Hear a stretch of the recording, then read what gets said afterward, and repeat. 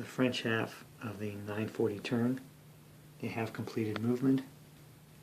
We'll see down here at Telnitz, 108th and the 3rd are more or less in the same positions.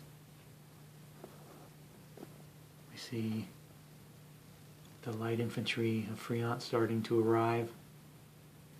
The dragoons moved half their allowance so they could recover this turn. And we see the marshal bringing up the rear with that artillery. For the most part, Legrand is happy in his position, awaiting the arrival of the Russians. Now, moving towards the center, eliminating the pesky son of Austerlitz.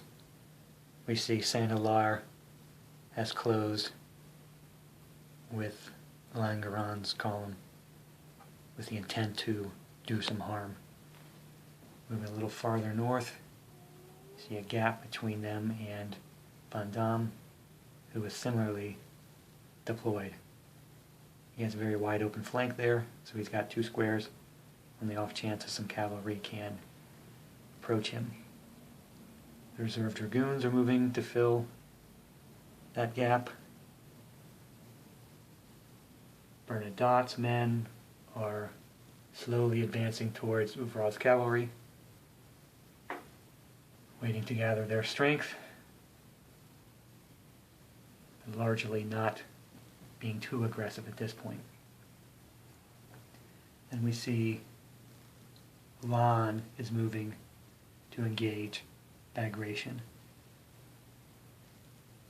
Basically both divisions, except for the French, are taking advantage of the last fog turn by keeping far away from that Russian gun battery.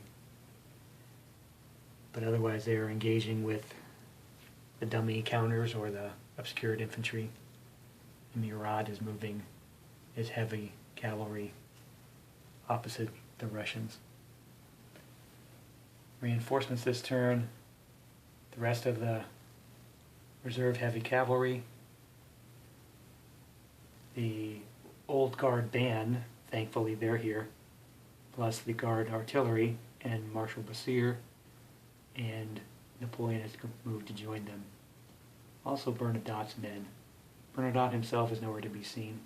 He's not due for, I think, another 20 minutes, but his 2nd division has arrived. And once they arrive in force, they'll be able to really push back on Ouvrat. So we will move on to fire phases and then review what happens there.